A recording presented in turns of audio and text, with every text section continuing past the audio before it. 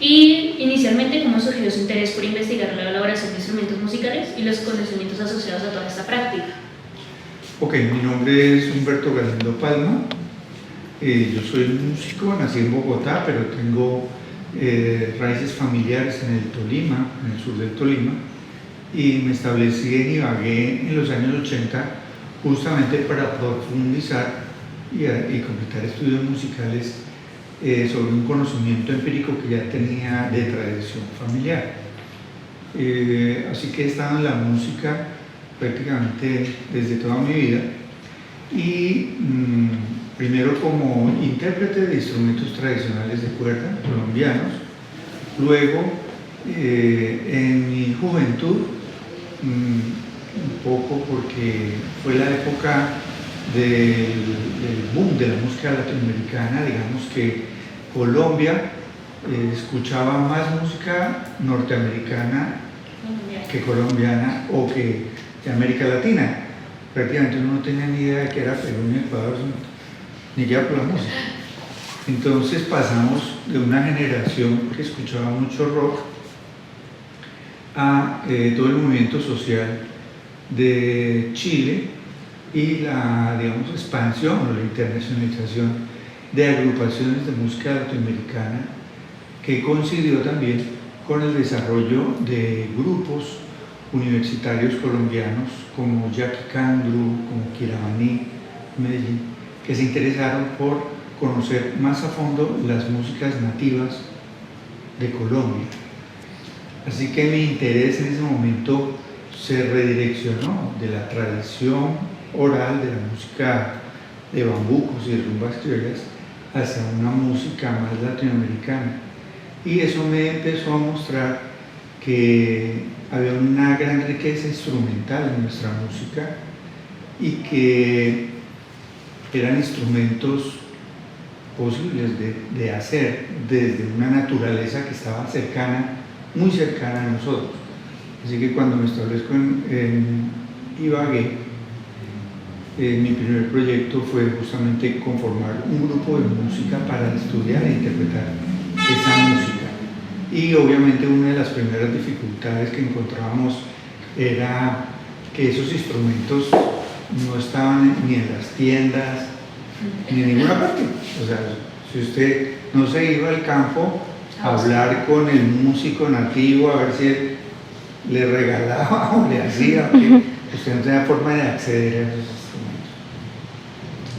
Entonces, muy de manera personal, explorando algunas otras actividades, pues digamos, vengo de familia que es muy oficiosa, o sea, que le gustan hacer cosas.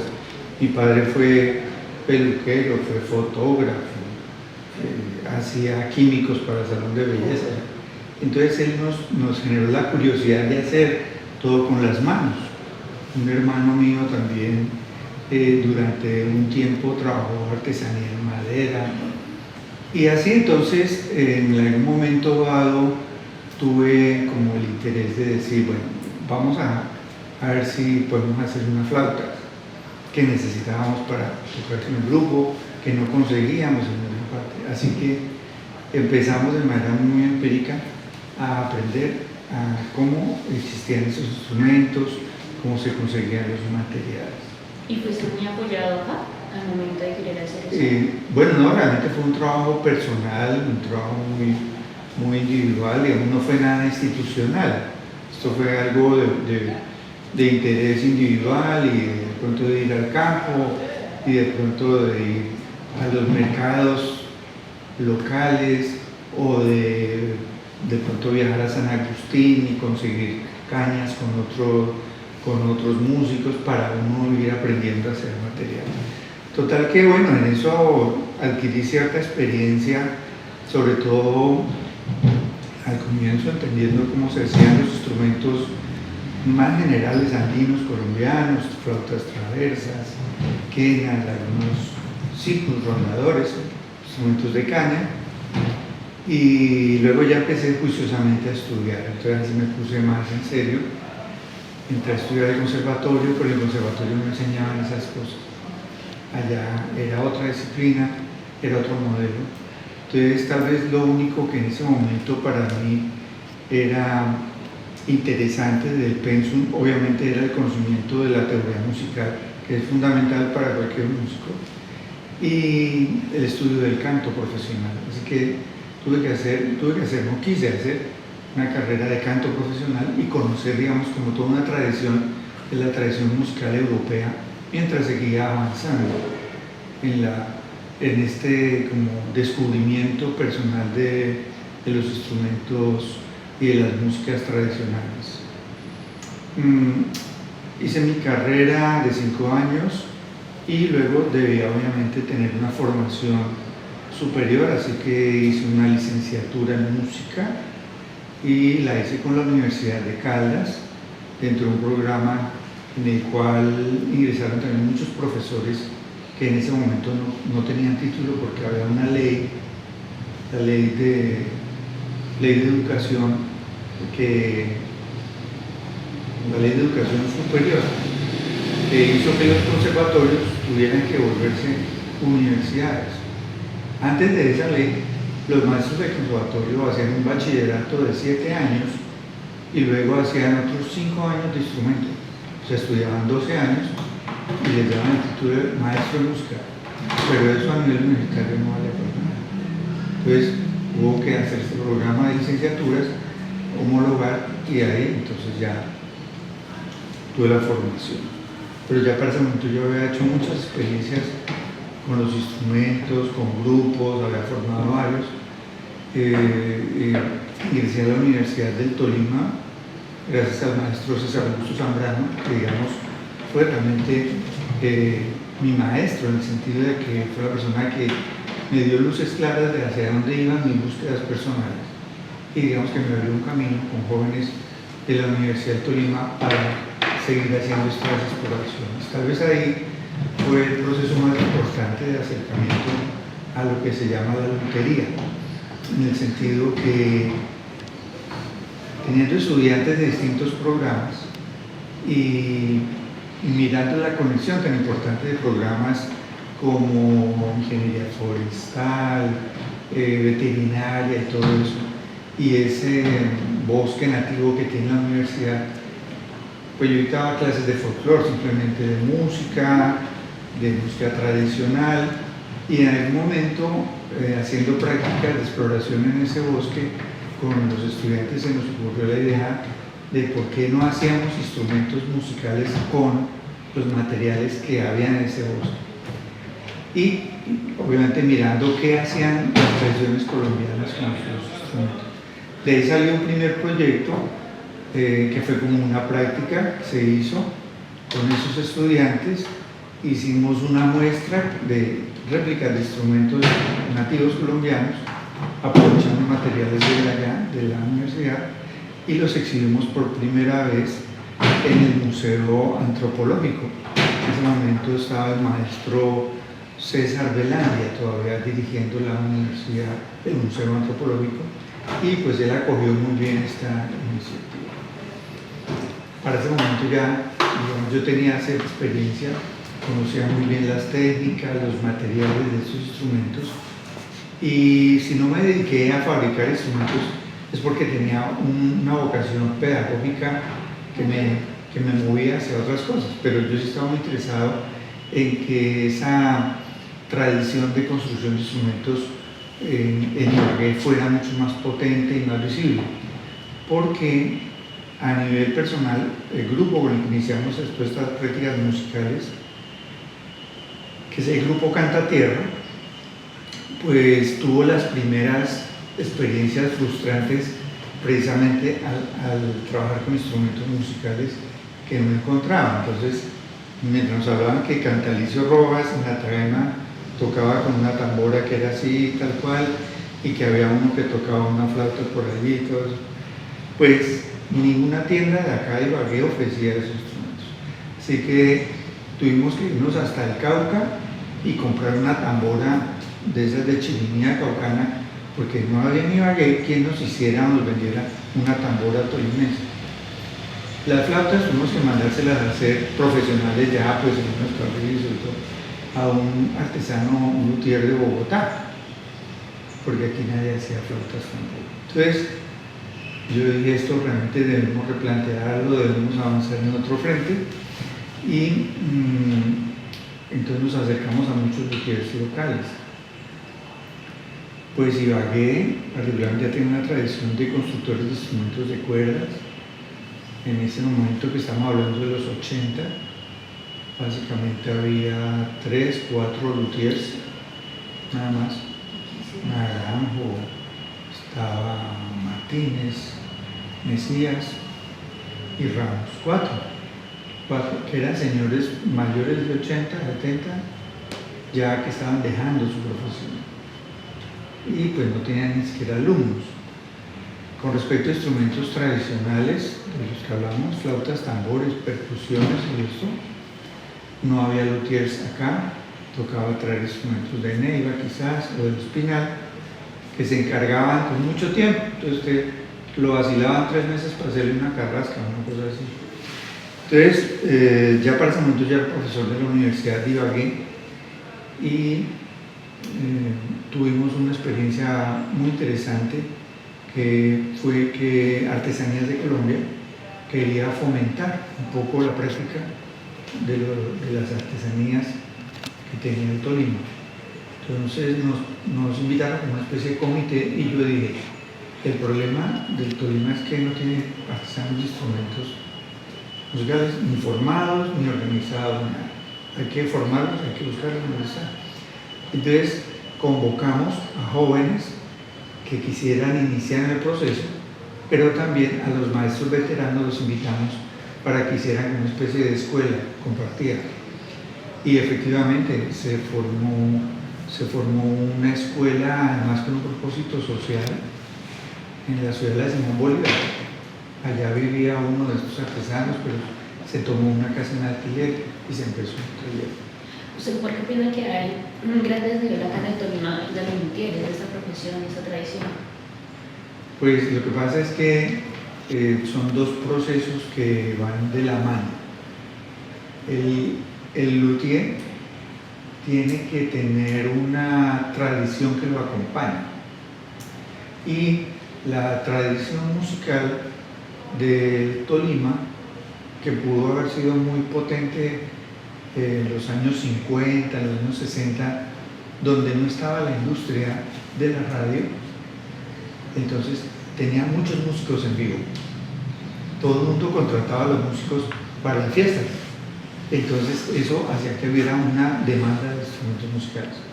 Luego la industria fonográfica desplazó el mercado de estos instrumentos y ya se volvieron como objetos artesanales. Y también que muchos constructores nunca tuvieron, digamos, como una proyección de gran empresa o de tener una línea de gran mercado, sino lo hicieron como una especie de entretenimiento familiar. Entonces eso yo creo que no contribuyó mucho al desarrollo de esta dinámica de los luthiers. Y posiblemente el otro tema era los materiales, o sea, el tema de la materia prima, que también se hacía un poquito complicado. Por ejemplo, hablemos de las flautas. Las flautas de carrizo tienen un problema, y es que no hay dos carrizos que sean idénticos. Entonces tú no puedes industrializar las flautas de carrizo, tienes que hacerlas una a una. Cada una tiene sus dimensiones, eso toma más tiempo, y son instrumentos que son tan frágiles, por ejemplo, que si tú los dejas por allí, los haces y los dejas un tiempo, no los tocas, cuando vas a mirar, la caña está rajada, se rajan solitos, porque esos carrizos son sensibles a la humedad, a la temperatura. Entonces, frente a eso, es difícil mantenerlo. Por eso los caucanos tienen la tradición de las flautas tan fuerte, es porque para ellos, prima naturaleza les da todos los carrizos del mundo. Tú los ves que ellos cargan en sus mochilas 10, 15 flautas, pues no es para la venta, es porque en una fiesta se rompen en la cabeza 3 flautas en la borrachera, pues tienen, ahí está la otra, y así. Entonces, todas esas dinámicas son diferentes y pues hay que comprenderlas. En resumen, que ese proyecto con Artesanías de Colombia con la Universidad de Ibagué nos llevó a que llegaran jóvenes que además eran muy buenos músicos, que en un momento dado, como estaban empezando su vida profesional, dijeron, no, pues yo sí quiero dedicarme a eso. Entonces, por ejemplo, llamamos al maestro Pablo Martínez, que era el más veterano de las guitarras. No, él no quiso enseñar. En un momento dijo, no, yo no hago eso. Hablamos con el maestro Carlos Ramos, del barrio Venecia, luthier de cuerdas, y él se aceptó. Entonces él tuvo 3 alumnos, tuvo un chico del Líbano y 2 chicos de acá de Ibagué. Uno de ellos, Víctor Rendón, que es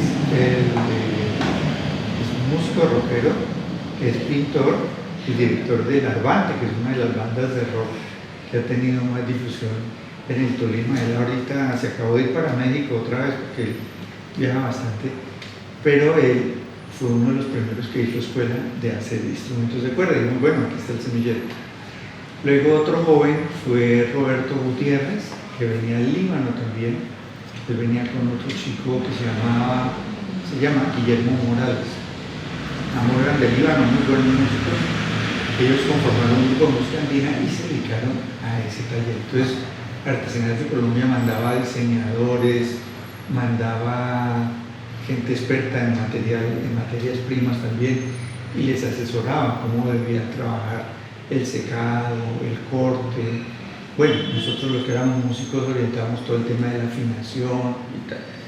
Y eso salió muy bien. La primera producción que se hizo se llevó a Expo Artesanías de Colombia y de una vez recibieron un premio por la calidad.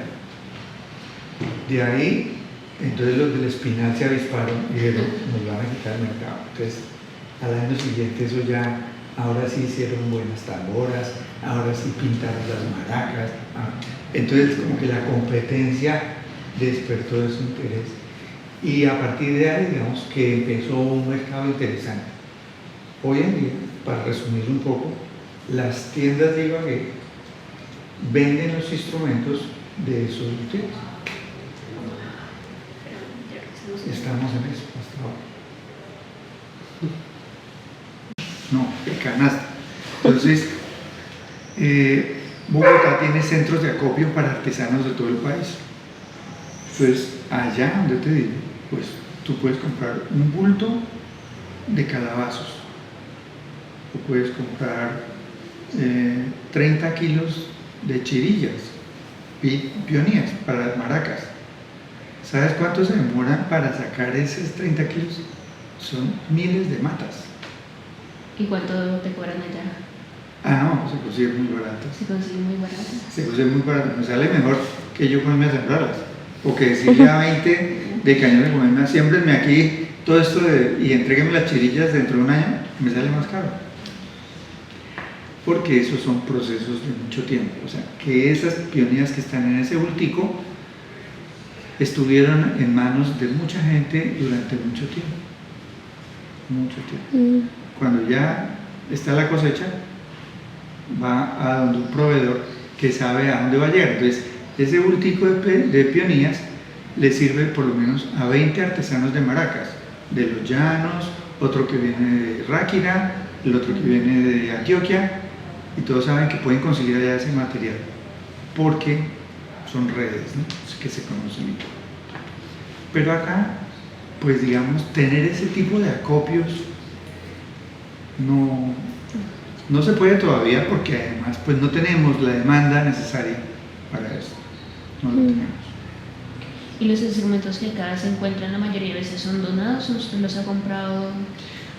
Bueno, un poco de todo, sí. Buena parte de los instrumentos que tú ves son donaciones. A ver, como esto es una donación, pero este fue adquirido por uno de los luthiers.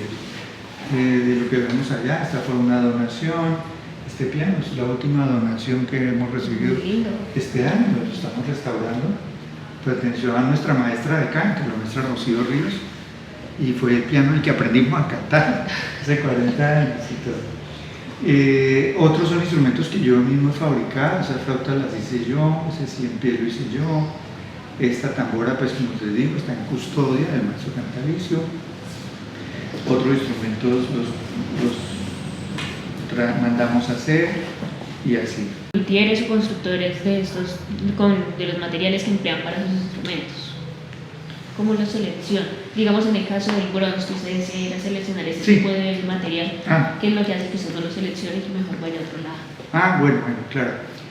Sí, obviamente hay muchas razones. Una de ellas, pues obviamente tiene que ver con la calidad, la disponibilidad. De todas maneras, bueno, es que ahora mismo ya eso es distinto. Lo que te digo del bronce todavía no existe. En Bogotá hay centros de acopio de la vida de estos instrumentos. Son los festivales. Colombia tiene alrededor de 75 festivales nacionales de música.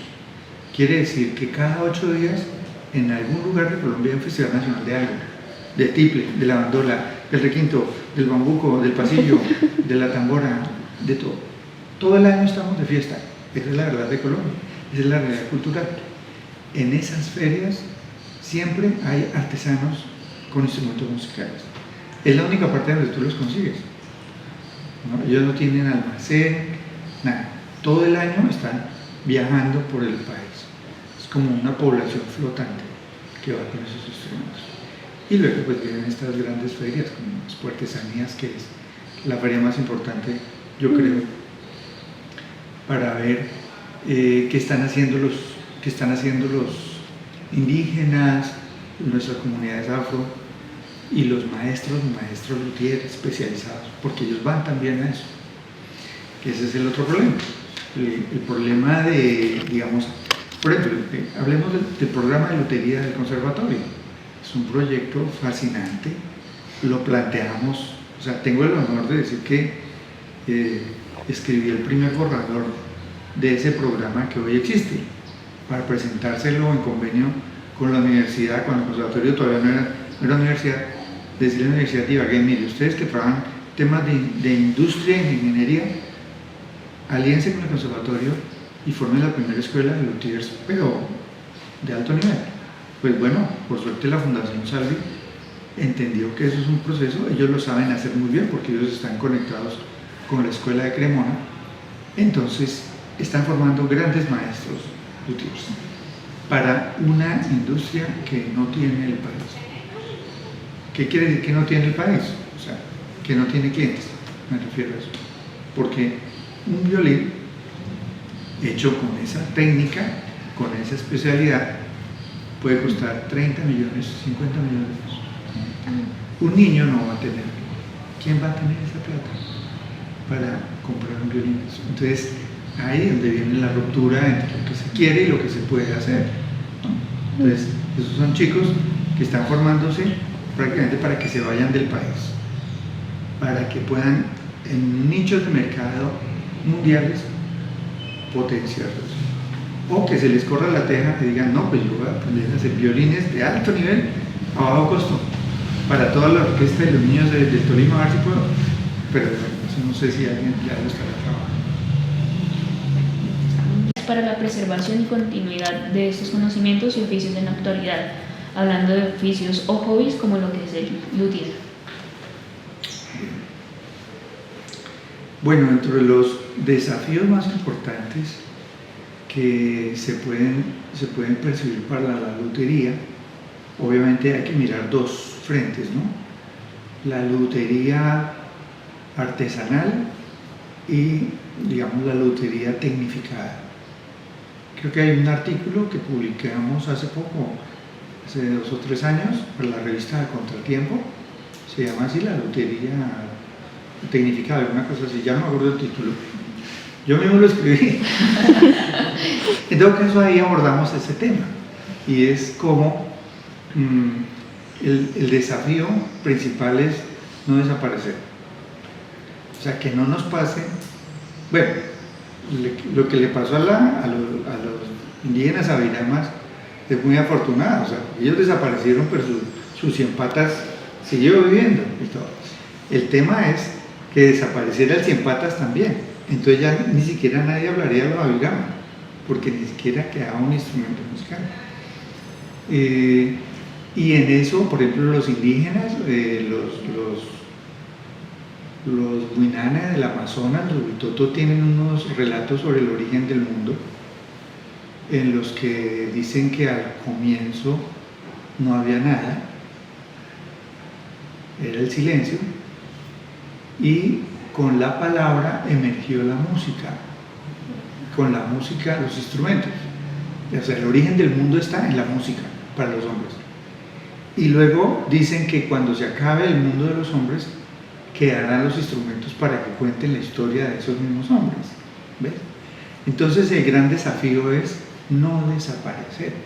No desaparecer significa que los instrumentos existan todavía conectados con una cultura, o sea, y que hablen de ella, que puedan seguir hablando de ella. Por ejemplo, los instrumentos guayú están en este museo, solo pueden sonar a determinadas horas del día. No está permitido que suenen después de las 5 de la tarde, porque traen maldiciones a los que los toquen o los escuchen. Y una conexión viva con la naturaleza y con el mundo de los seres humanos y los seres vivos. Todo eso, que es una tradición de pensamiento, se traduce en un respeto de la misma humanidad hacia sus conocimientos anteriores que justifican la comunidad, la existencia de una comunidad. Cuando se pierde eso, hay un vacío total. Es un poco lo que pasó con la comunidad Nasa de los países del Tolima, precisamente. Una comunidad de las más atacadas, desplazadas de sus territorios, en las que ya los jóvenes y las comunidades no cantan su propia música. ¿Por qué? Porque tienen un transistor, un radio. Entonces por la mañana los muchachos ponen reggaetón, y por la noche los viejitos ponen músicas norteñas y rancheras, porque ese radio no les da su propia música. Entonces ellos pierden música simplemente por eso, pero ellos lo que no pueden hacer es vivir sin música. Eso sí no se puede. Ninguna persona puede vivir sin música. Entonces por eso es tan importante permanecer. Otro gran desafío del tema de la lutería, sobre todo de la tecnificada, es crear escuelas y crear proyectos de sostenibilidad. Sostenibilidad significa que hay dinámicas sociales en las que estos instrumentos pueden existir. Alguna vez hablaba con la historiadora, ¿cómo se llama la historiadora más famosa que tiene Colombia? Que tiene programas en YouTube. Bueno, se me olvidó ahora mismo. Bueno, ella me contaba, porque estábamos hablando de la música, que ella había quedado impresionada cuando visitó países de la Europa oriental, como Uzbekistán, Kazajistán y todo eso, que ella decía que a todos los supermercados cuando iban, a los mercados así como el Éxito y todo, todos tenían una sección de instrumentos musicales. Es decir, que los instrumentos musicales estaban en la canasta familiar de la gente.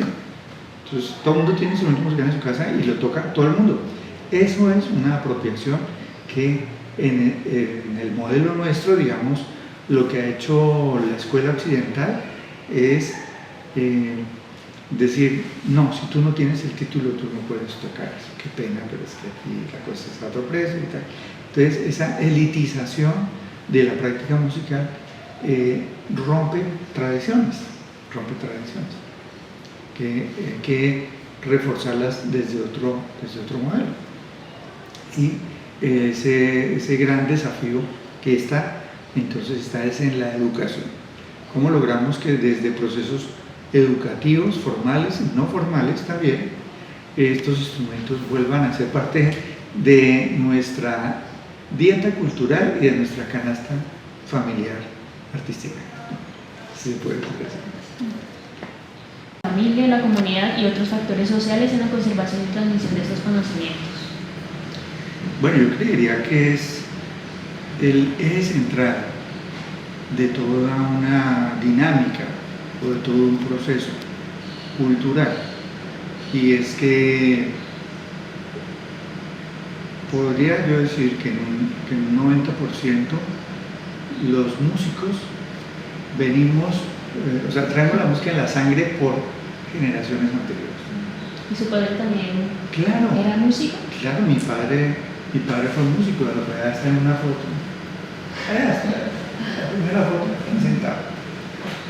Él fue músico de tradición, de guitarra, de cuerda, y él aprendió a las malas. A las malas quiere decir que él vivía en una vereda en Dinamarca, y él vivía aquí en una finquita, y en la finca del frente, cruzando el río, vivía don Segundo, que era el que fabricaba tipes de guitarra. Entonces, de mirarlo a ellos tocar se antojó. Pues él me decía que él tenía que irse a las escondidas debajo de las matas de café a aprender a tocar solo, porque el papá le cascaba si lo veía tocando, porque obviamente pues había un desprestigio a los músicos. ¿Por qué era un oficio mal visto? Porque era un oficio mal visto, porque normalmente, como la mayoría de los músicos eran invitados a las grandes fiestas donde no había control de bebidas ni nada de cosa, entonces normalmente al músico se le pagaba con trago, entonces terminaban alcoholizados. Yo conocí muchos grandes músicos brillantes subiendo cuestas para la casa a las 6 de la mañana con su guitarra apoyándose, que no podían de la borrachera. Y muchos grandes maestros que hemos conocido en la historia de Colombia, pues vivieron la vida bohemia, que era la vida de la música, de la fiesta y de la farra. Entonces, eso, en muchos casos, trajo rupturas. Por ejemplo, pocas mujeres fueron admitidas en la música durante muchas épocas por esa misma razón. Eran mal vistas.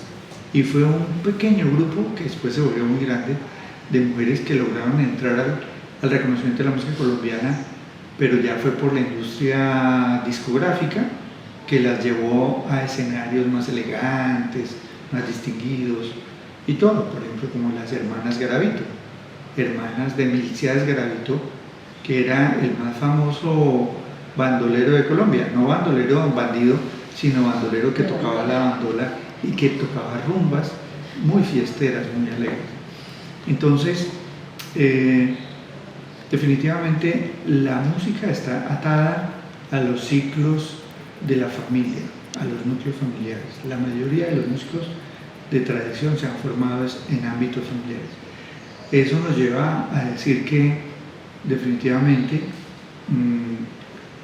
la música es un cohesionador social fundamental, desde una dimensión estética o artística, si se le quiere, pero también desde una dimensión de unidad y de respeto por las diferencias. Me refiero a que pues, no existe una sola clase de música, pero sí hay identidades musicales. Entonces, finalmente tú terminas identificándote con determinada música. O sea, empiezas a respirar como eso, como a adquirir el lenguaje, así sea que es la música, como parte de tu sello personal. Y pues digamos que en ese sentido la influencia de la familia es muy importante. Que se escuche música, bueno, claro es que la familia, yo estoy hablando de unas familias que ahora tal vez ya no existan. Es decir, el concepto de familia o de la familia colombiana ha cambiado muchísimo.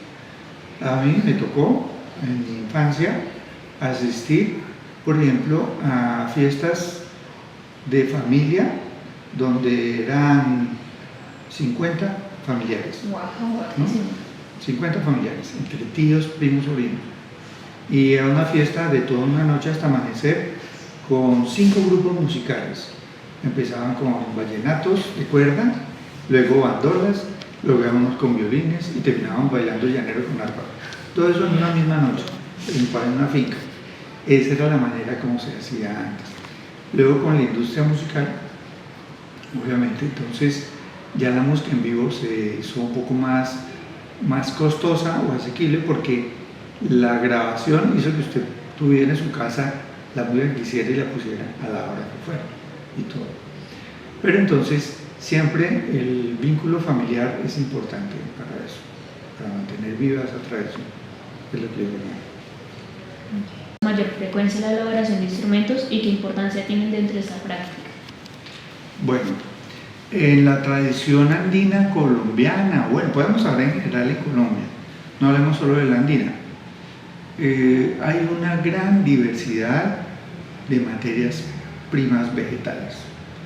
Para empezar, muchísimas semillas de árboles, semillas de plantas, que son la materia prima de particularmente de los sonajeros indígenas. Collares, se hacen sonajeros como collares o como bastones de ritmo y son, como te digo, son semillas secas, congolos, se me olvidan los nombres, la mayoría de los nombres son poco conocidos para nosotros porque casi siempre son los idiomas de los indígenas en los que se nombran estos materiales, ¿no? Le siguen después de esas semillas los frutos, como los calabazos y los derivados o semejantes a calabazos, que también los hay de muchas variedades, pequeñitos, medianos y muy grandes en nuestro territorio. Luego estarían los bambúes o carrizos o derivados de las bambusáceas, digámoslo así, que hay desde el millo o sorgo mismo, del cual se sacan las flautas, esos pequeños clarinetes o las aguaguas de los guayú,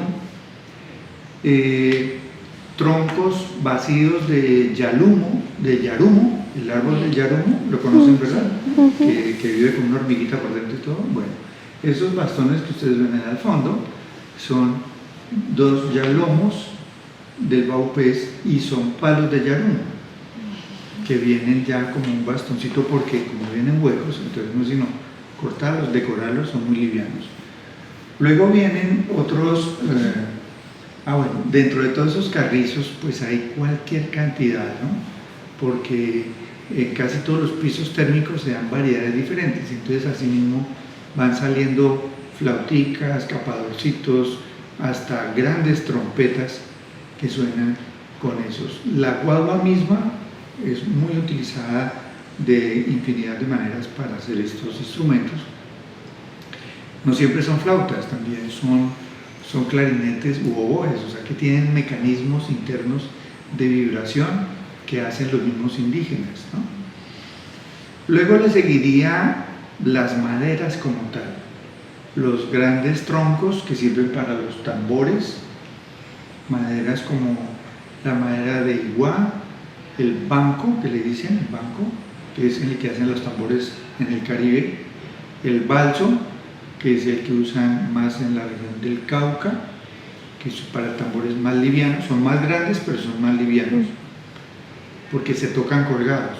En cambio los tambores de la costa son pesadísimos porque los tocan en el piso o los tocan apoyados en trinchos, ¿no? En soportes. Bueno, y hablando de instrumentos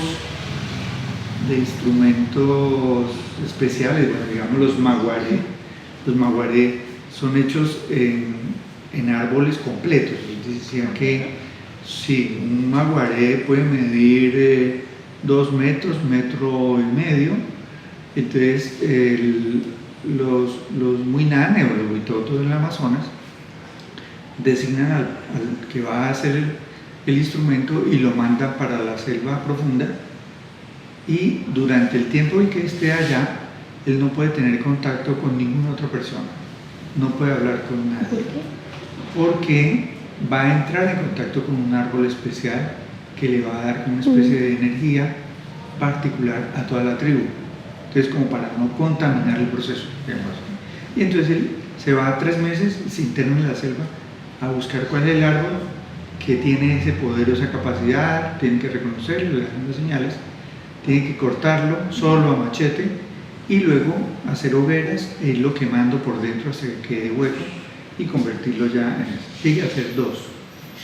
Y cuando regresa a su tribu, llega ya con sus 2 grandes tambores, pues hay una gran fiesta. Entonces, ese pues obviamente es un proceso que no se puede hacer por docenas, ¿no? O sea, se puede hacer un juego de Magarel por una generación completa, o a veces 2 generaciones, así de sencillo.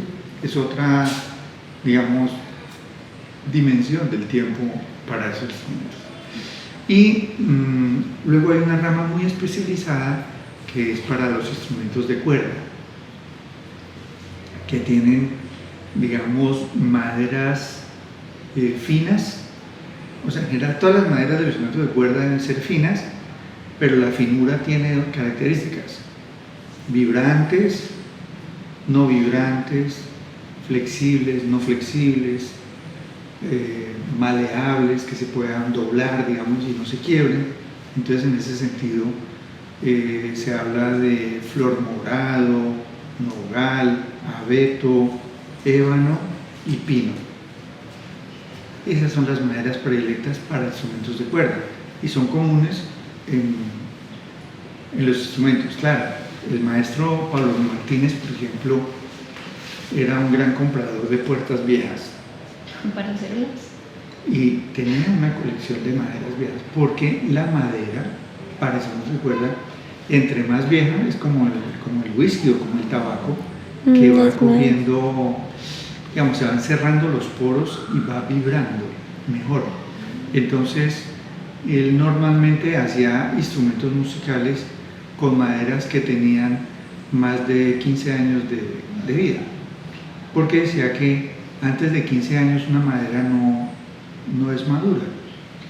De hecho, cuando uno compra una guitarra mandada a hacer, debe ir a los 5 años a donde el maestro a que le confirme si las maderas dieron el sonido real. O sea, una guitarra demora 7 años para que coja el sonido que realmente debe tener, porque los poros se van cerrando por distintos temas y así. Entonces, allí están esos instrumentos, están esos materiales. Obviamente hay que hablar acá de un fenómeno que pues algunos aplaudirán, otros criticarán, que es el tema del reciclaje. Eso fue una tendencia que surgió en América Latina con un proyecto en Brasil, quizás un gran maestro retirado se fue a mirar estas favelas de niños pobres y dijo: la música tiene que transformar de alguna manera toda esta violencia, pero yo no tengo plata para comprarme una orquesta de violín ni nada. Entonces empezó a buscar latas y amarrarles palos, y en un momento dado descubrió que se podían hacer orquestas con tarros de galletas y con tarros de aceite y eso, y con ayuda de la nueva comunidad formó la primera orquesta de instrumentos reciclables. Luego hubo otro proyecto que está documentado, ustedes lo pueden consultar, que se llama Latin Latas. Viene de esa corriente, que es que como el hombre produce tanta basura y cada vez más producimos más basura, entonces darle un segundo uso a la basura es hacer instrumentos con esos materiales que se desechan. Entonces ahí fue donde empezó a ponerse famoso el PVC. Entonces por eso ahora tú vas a cualquier tienda a comprar una flauta y la primera que sacan es la de PVC. O vayan al Festival Folclórico ahorita y díganme cuántas flautas de carrizo venían. Todo el mundo hace las de PVC, porque las de PVC, usted en la fiesta la pega en la cabeza y como ya no se le rompe, entonces la puede usar muchas veces. Esas flautas no se desafinan y se pueden hacer, y como es tan barato el PVC, porque es decir, está tirado en las calles, entonces tú puedes hacer flautas las que quieras, eso rinde mucho.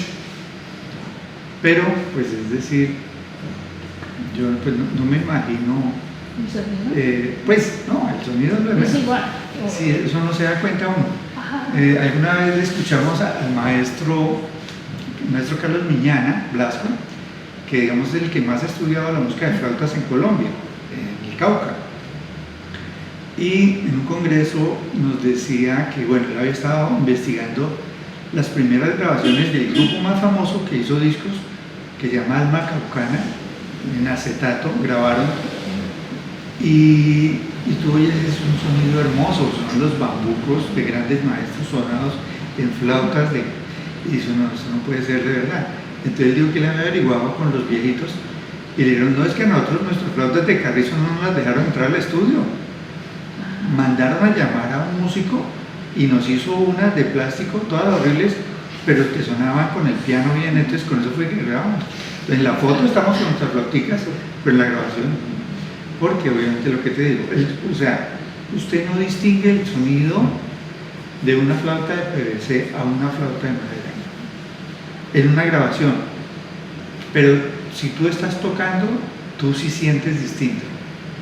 La vibración de las fibras del carrizo la sientes en tu cuerpo y la sientes con los instrumentos musicales que estás tocando.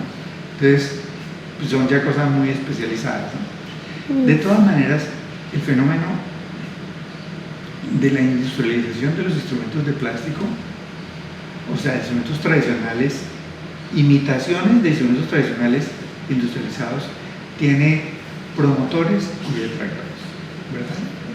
Eso pues hay que revisarlo y hay que tomar decisiones. En el caso nuestro, digamos, siempre fuimos conscientes de que había que crear una conciencia ambiental, respaldando la tradición de los instrumentos. Por ejemplo, dentro de los talleres que hicimos para estos artesanos de los que les hablaba, lo primero era un análisis de las materias primas y de la sostenibilidad. Entonces les decíamos, bueno, si vamos a hacer chuchos, ¿saben cuál es el chucho, verdad? El chucho es una maraquita de guava con semillas por dentro. Sí. Entonces le decimos, bueno, listo, está bien. Si usted va a Artesanal de Colombia y Artesanal de Colombia dice, véndame 1000 chuchos, ¿usted se los va a hacer? No, pues es que aquí mismo hace 2 meses me escribieron de una institución más o menos para lo mismo, pero necesitaba era 1100 piezas, una vaina así. Y yo les dije, pues dentro de 10 años tal vez se los podemos tener buscando a todos los artesanos, porque aunque las cobalongas están aquí en la avenida, allí nomás están, hay que respetar el ciclo de cada árbol que dé su cosecha, eso es cada tiempo y todo, hay que saber esperar a la naturaleza.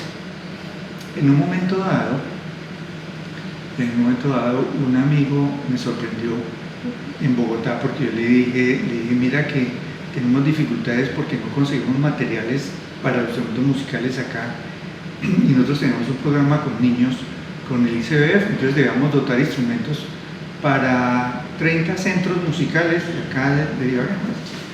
Entonces digo, no, eso es en el Bronx, en Bogotá. Yo le digo, no creo.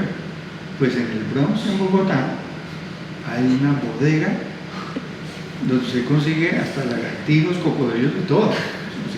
Entonces allá consigue usted todos los materiales de la naturaleza por montones. No sé cómo lo sacan, obviamente ilegalmente debe ser, pero ese es otro proceso, ese es otro fenómeno. Ese no es el ideal. El ideal es que todo se dé dentro de unos ciclos de responsabilidad con el medio ambiente.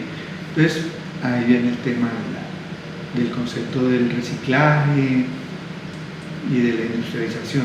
En mi concepto, pues realmente todo debe ir muy balanceado.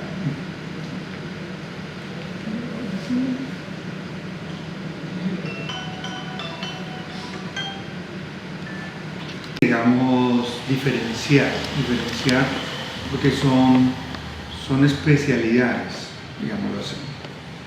Desde la tradición empírica, digamos que los instrumentos artesanales regionales, hablemos del Tolima o andinos para no extendernos demasiado, depende primero de que haya un primer maestro o sabedor que tiene la técnica y que está dispuesto a heredarla a alguien más.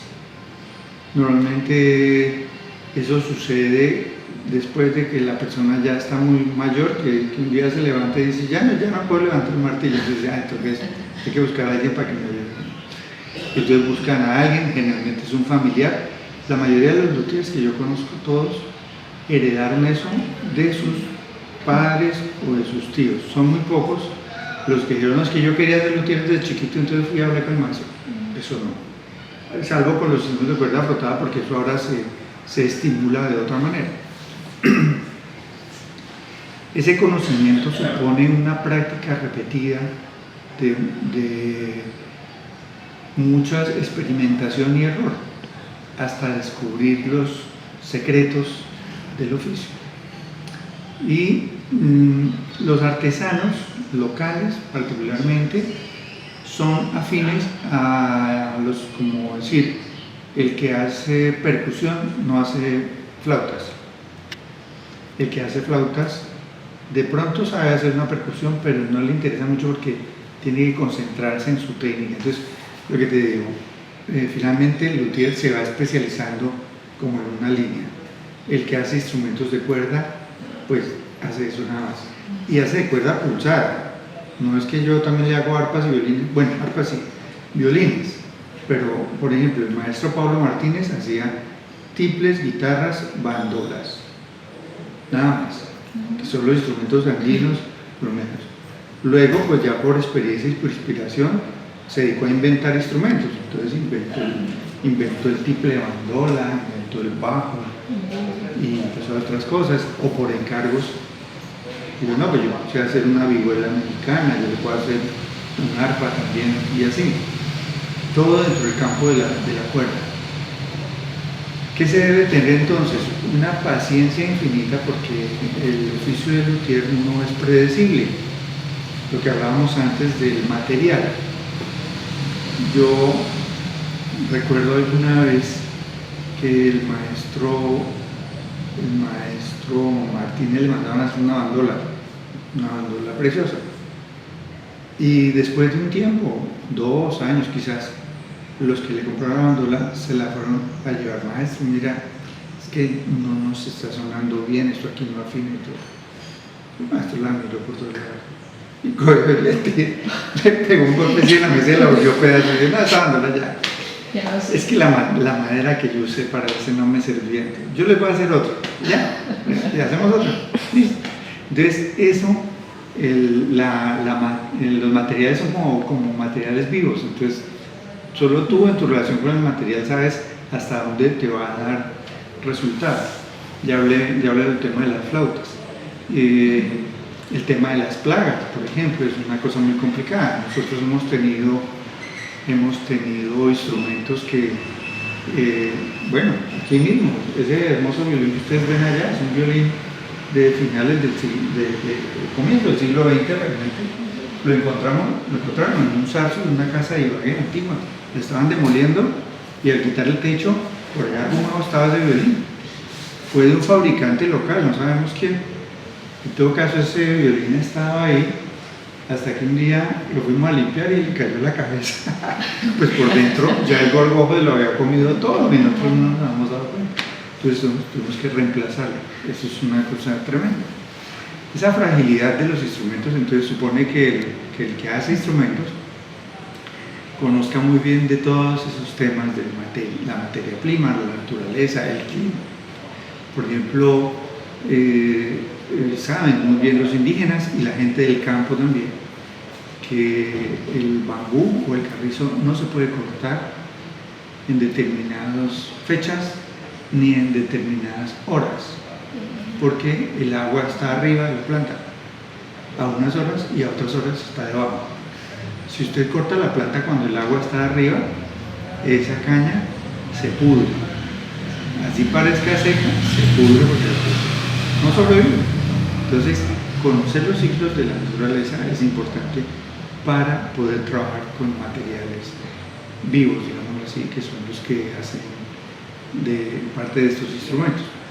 Luego viene una serie de conocimientos que son propiamente musicales. Digamos que el buen oído es fundamental. El buen oído no solamente es distinguir las notas de do, mi, fa, sol, la, si, sino, digamos, como una especie de gusto musical, para saber por qué una tambora está bien afinada, cómo debe vibrar la piel, qué tono debe tener. Entonces, eso lo aprende el músico solamente oyendo, experimentando, o también escuchando los conceptos de otros músicos que tocan esos instrumentos y que les dicen, no, a mí me gusta así, me gusta acá. Por ejemplo, aquí un maestro músico muy reconocido es el maestro Ricardo Vega, él es violonchelista. Él, bueno, pues debe estar, yo creo que debe estar por pensionarse. Él fue maestro mío en armonía, compartimos mucho tiempo. Entonces él es chelista y un día dijo, este chelo no me gusta cómo suena, voy a ver qué hacemos. Y habló con un maestro, con el maestro Ramos, le dijo, maestro, hágame un puente diferente que tenga esta forma, no lo haga cuadrado, hágalo redondo y que este vaya para acá, este vaya para acá. Y empezó a ensayar y todo. Pues ahora el violonchelo del maestro Ricardo Vega, pues yo no sé si él patentaría eso, pero son violonchelos que le hace a sus alumnos, son exclusivos y tienen un sonido diferentísimo. ¿Ves? Son como, digamos, descubrimientos también que se van incorporando a ese gran saber. Y naturalmente, pues, debe haber una mística total. ¿Qué es mística? No tengo ni idea. Es como creer en algo que uno no sabe si va a estar o no va a estar, pero uno cree en eso firmemente. Entonces, el artesano, el luthier, cree firmemente que ese objeto que está haciendo va a transformar su sociedad, le va a dar felicidad a un montón de gente que lo va a escuchar bien interpretado. Y con eso le basta. Que hace que el precio se vuelva una cosa secundaria. Lo que importa es que ese nuevo instrumento es como un nuevo personaje que entra a una gran tradición y todo. Y eso es lo que hace que la gente trabaje, digamos, con una gran vocación. Yo, pues, obviamente considero que ese es el gran peso de la cultura de los instrumentos musicales en cualquier tradición, y que naturalmente se aleja muchísimo del concepto industrial de la música, porque que también existe, es decir, el fenómeno obviamente que tenemos a la vista es el fenómeno de los violines chinos o de las flautas de plástico chinas que imitan a las flautas barrocas de madera. Nunca podrá sonar una flauta barroca, una flauta de plástico nunca podrá sonar igual que una flauta de madera natural, que la vibración es distinta. Y lo mismo pasa con estos violines. Entonces, por temas de mercadeo, lo que China hace es que saca de su país buques llenos de madera y mete a los luthiers en el buque. Y 3 meses atravesan el océano y cuando llegan a Estados Unidos ya están hechos los violines. Miles. Y los meten a fábricas donde los repintan y los distribuyen pues muy baratos. Muy baratos. Acá el mejor negocio de los luthiers de cuerda es arreglar esos instrumentos que llegan de la China, porque ninguno sirve.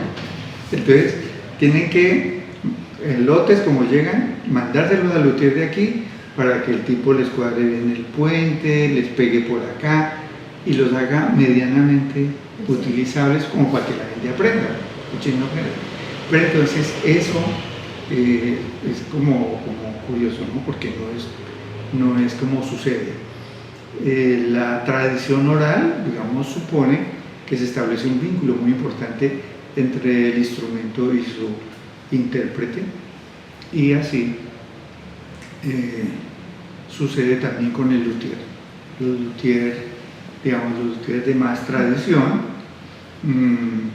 no pierden el vínculo con los instrumentos que hacen. Nosotros en esta casa tenemos, o sea, casi todos los instrumentos tienen apellido, ¿sí? Esos indígenas que están allá, sí, que son guayú, son del señor Abshana de La Guajira. Él los hizo. Y la familia Abshana sabe que en este museo hay unos ejemplares que hizo el abuelo o el papá y siempre lo van a recordar. Y así, estos son de los Padilla de 1920, de Jeremías y Epaminondas Padilla, y así es de Roberto Gutiérrez. Hay algunos que no tienen apellido, o sea, porque, digamos, llegaron a la colección, pero sabemos que hubo detrás de él una persona que se ocupó de buscar el material, de hacer un objeto con interés de entregarlo a su último. En ese sentido hay que darle todo el crédito a los Gutiérrez que hacen posible que la música siga existiendo por su oficio, ¿no? Cada instrumento acá guarda su propia historia. Su propia historia, es correcto. No, seguimos. Musicales encuentran sus investigaciones y cuáles son sus principales características culturales o técnicas. Bueno, al instrumental colombiano se le estudia, los instrumentos en realidad se estudian científicamente desde una rama que es la organología, que es una rama de la musicología que estudia, clasifica, analiza un instrumento musical en el contexto de su cultura y, digamos, de todo lo que significa. Realmente un instrumento musical es un dispositivo cultural que marca un determinado grupo de personas y digamos que tiene una simbología en la dimensión no material, ¿cierto? Un buen ejemplo de eso es el cien pies o cien patas o gusano, que le dicen, tienen varios nombres, que es del sur del Tolima, del Huila. La documentación que ha llegado a nosotros por parte de otros folcloristas es que ese cien patas lo utilizaba una cultura indígena que se llama la cultura de los aviramas de Huila. Pero esa cultura avirama fue exterminada totalmente con la conquista española. Sin embargo, ese instrumentico cien patas pasó a la música de los rajaleños porque les gustó, sonaba bonito. Entonces se acabó la tribu, pero el cien paticas quedó vivo por ahí en esa otra música, ¿ves?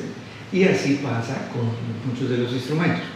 Algunos pierden la vigencia de aquí, no pierden la vigencia si siguen existiendo. Digamos que lo peor que le puede pasar a una cultura es que desaparezcan sus instrumentos musicales, ¿no? Porque son como los últimos sobrevivientes. Es lo mismo que las flautas de barro o las flautas de arcilla o ocarinas. También la Universidad de Tolima, en medio de todos estos entusiasmos que teníamos, hablé con la maestra de cerámica, la maestra Mina Vargas. Ella se retiró hace unos pocos años. Entonces le dije, maestra, queremos saber cómo se hace una ocarina. Entonces ella nos enseñó, nos matriculamos a taller de cerámica. Entonces, bueno, pues al comienzo todos los chicos querían hacer ceniceros y vainas así. Y le dije, no, vamos a hacer ocarinas. Entonces aprendimos haciendo y mirando esa tradición de las ocarinas, de cómo se hacen, y entonces pasa lo mismo con eso también. La mayoría de los silbatos de arcilla que tenemos son prehispánicos, o sea, estaban 4.000 años antes en América.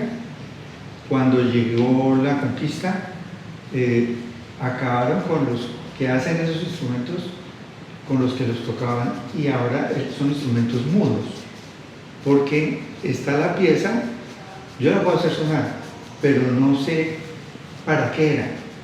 Y tú vas a donde los grupos indígenas donde pertenecían y ellos ya tampoco saben qué es. Entonces, esa ruptura.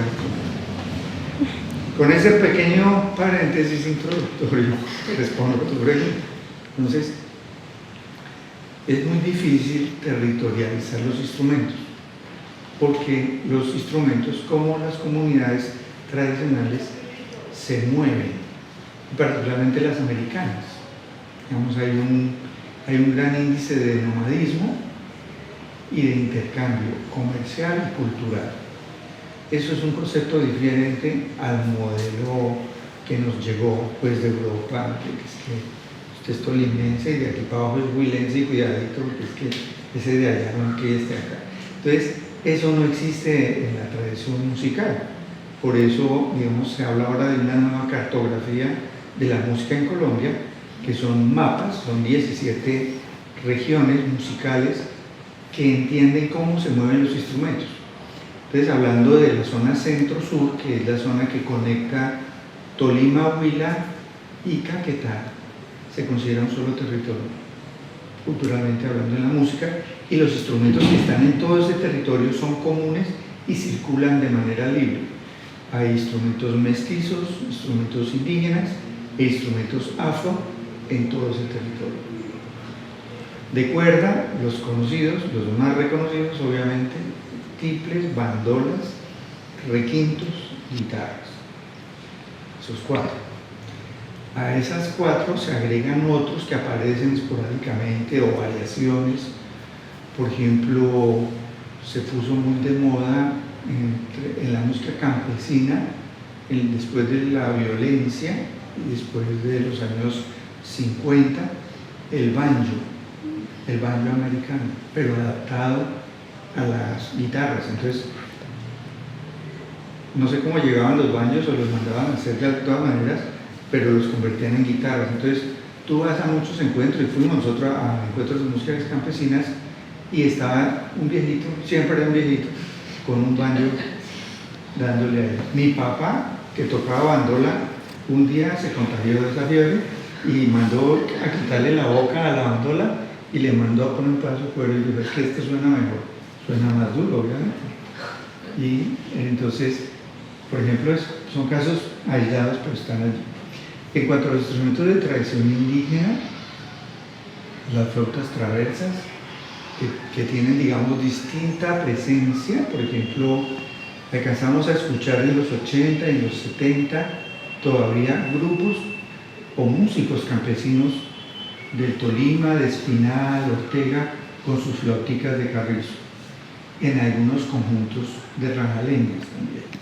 Cantalicio, que tuvo su grupo Pacandé en los 50, con música con flauta de carrizo. Le dicen carrizos en algún momento, son flautas traversas de caña, más o menos medianas, ¿cierto?, que las integran a otros instrumentos de percusión. ¿Cuáles son las percusión? Los tambores o tamboras, le dicen tambora en el Tolima, es una tambora pequeña, muy grande. Aquí en la colección tenemos una tambora que fue la tambora de Cantalicio Rojas, permítanme la muestra, ya que estamos acá cerca. Esta tambora era de Cantalicio Rojas y de su conjunto Pacandé. La familia de don Cantalicio, la nieta que se llama Doña Edith, la ha traído el año anterior, que estábamos haciendo como un aniversario de Cantalicio, y la ha traído para que la tengamos aquí como custodia en la colección. Entonces mira el tipo de tambores, pero también encontramos fotografías de Raigel Dolmatov, antropólogo, de comunidades de resguardos indígenas del sur del Tolima, y más o menos son tamboras de este tamaño. Ahora, eso ha cambiado un poco, más o menos después de la internacionalización de la música caribeña, con las danzas de Delia Zapata y el ballet de Colombia. Entonces la música caribe entró al interior. Y las tamboras costeñas, que son mucho más grandes, que son de cuerdas mucho más potentes, empezaron a influenciar la música de acá. Entonces ahora es difícil conseguir tamboras de estos tamaños, muchos que ya no las hacen. Una tambora tolimense de las que ves tú ahorita en un grupo de danzas es más como una tambora costeña, que es muy grande, que suena durísimo y que tapa todos los instrumentos de cuerda. Entonces tengo que poner el micrófono a todos los de cuerda para que puedan oír la tambora. Ahí es la.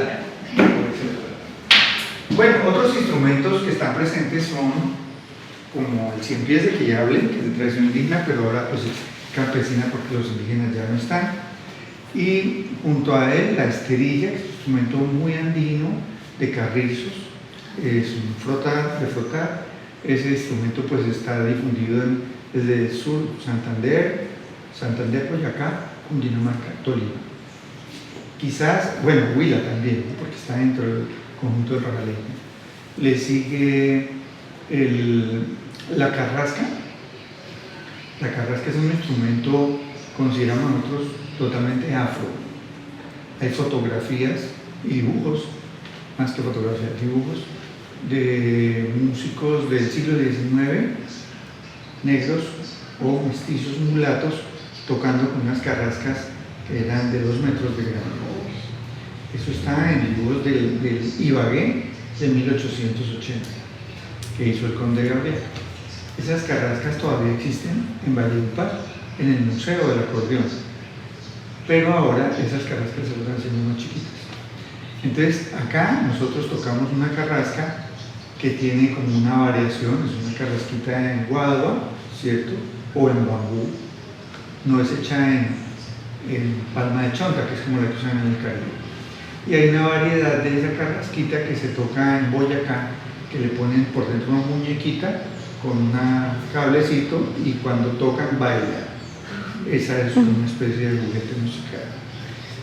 Bueno, el profesor Guillermo Badía Morales, en algunas conferencias que hizo aquí, él vino y a dictar conferencias de folclore en los años 70 y luego en los años 90, que fue cuando yo pues, tuve el honor de conocerlo.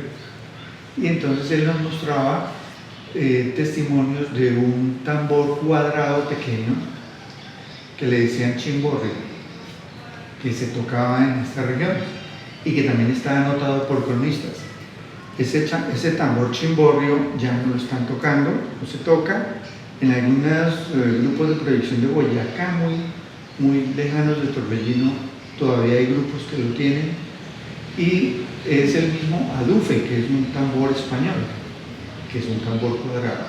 O sea, ese es el modelo como europeo que llegó acá. Dentro de la percusión, pues muy importante y muy representativo, sin duda, es la puerca o marrana, que es... La conocemos. La puerca o marrana. Uy, esa está re linda. Sí, entonces fíjense, esta pieza es muy especial. Dentro de la organología se considera como un instrumento membranófono de fricción, o se puede decir también tambor de fricción, de frotación. Está hecho con calabazos. Este tipo de calabazo solo se consigue en el sur del Tolima, en el Huila, que se llama chocás. Es un tipo de calabazo que va creciendo muy grande y se va deformando en figuras muy especiales. También se da en el Perú. En el Perú hacen carrascas de este mismo material. Cuero pergamino de chivo o de vaca, de la panza, digamos, amarrado, pues, y esto es una varilla que usualmente usan palitos de naranja y le untan cera de abejas. Pero ese instrumento realmente es español, es europeo medieval. En el siglo XV, siglo XVI, en toda Europa hay documentados trabajos de un instrumento que le llamaban zambumba o zambomba o zambombia. Se tocaba en Alemania, en Italia, en España. Era un tonel de madera o de arcilla, con un pedazo de cuero y con un... O sea, era este mismo instrumento. Los europeos lo trajeron y acá se volvió súper popular. Solo que resultó más chévere hacerlo con el material que había, o sea, era más práctico hacerlo con calabazo. Entonces, las puercas, como le decimos nosotros, en Pasto también tocan ese instrumento, pero allá le dicen, ¿cómo es que le dicen? Bueno, ahora no me acuerdo. En todo caso, en América Latina este instrumento está muy difundido. Centroamérica lo tocan, hacen como toneles de vino más grandes y la varilla no está pegada acá, simplemente ponen la varilla encima del cuero y la frotan y ya con eso suena. Ese mismo instrumento en Venezuela se llama furruco y en los llanos también se llama furruco. Es muy grande y funciona como un bajo, pero ya en la zona de Boyacá, Santander, lo hacen pequeñito, porque es un instrumento que tocan las niñas o las señoritas cuando se acompañan en las coplas de los torbellinos, que es una forma pues tradicional.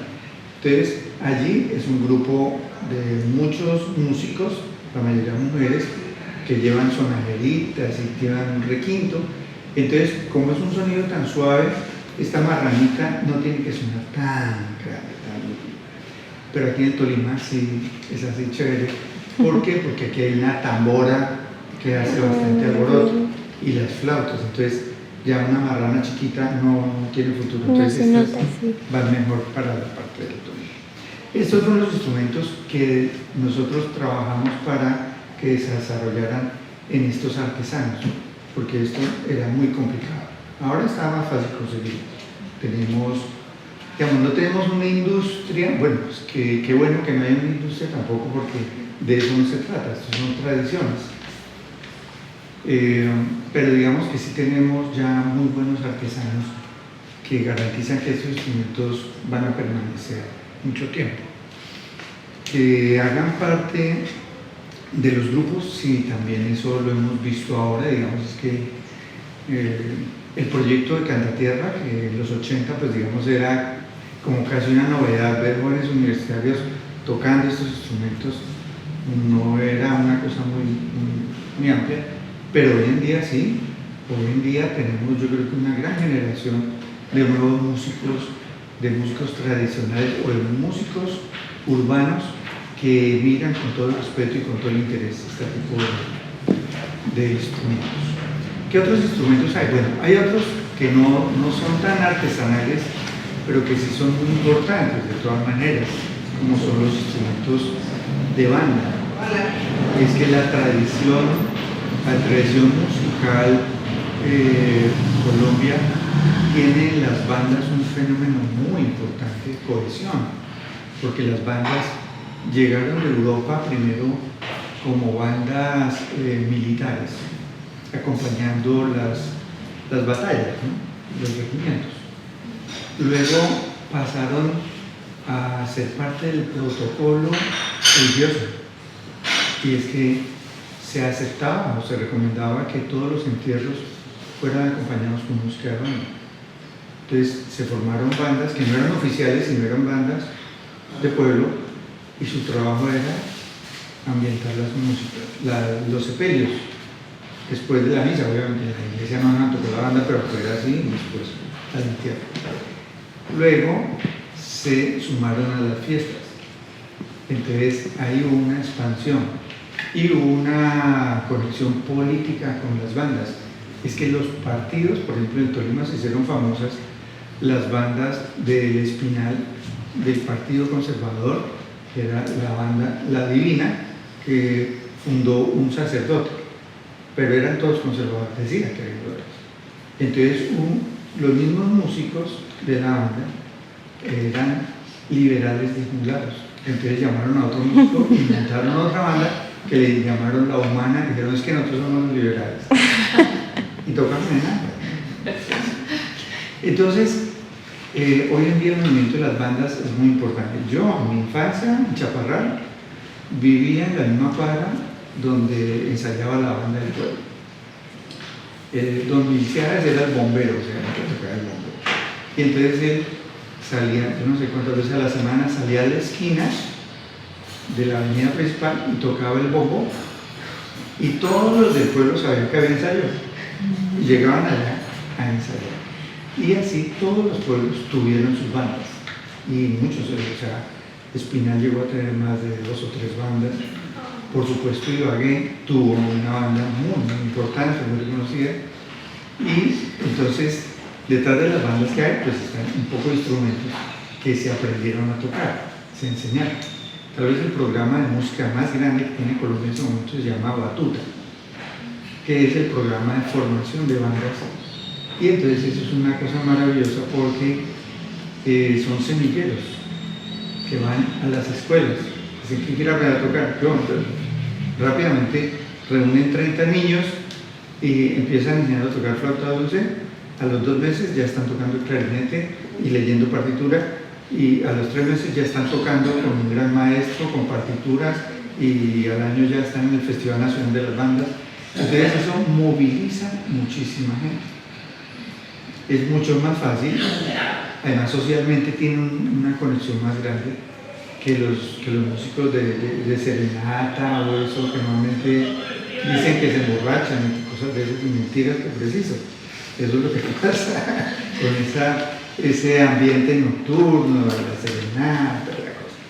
Y estos grupos de proyección folclórica tienen una vida también muy superficial, digamos no superficial, quiero decir una vida muy esporádica, porque en el contexto no tienen ninguna demanda diferente a un evento especial, o sea, la izada de la bandera, ahorita para el San Juan, pero esto no saben dónde más. En los pueblos sí, porque los pueblos cada 8 días hay paseo al río, entonces sin música, entonces hay mucho más vida.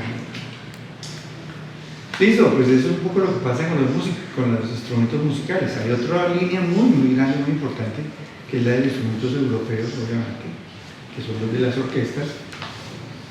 Y por supuesto, si miramos al Tolima, pues el Tolima ha tenido una tradición musical europea reconocida ya a través de su conservatorio, hoy en día 2 conservatorios, muchas academias, muchos niños que quieren ser grandes virtuosos.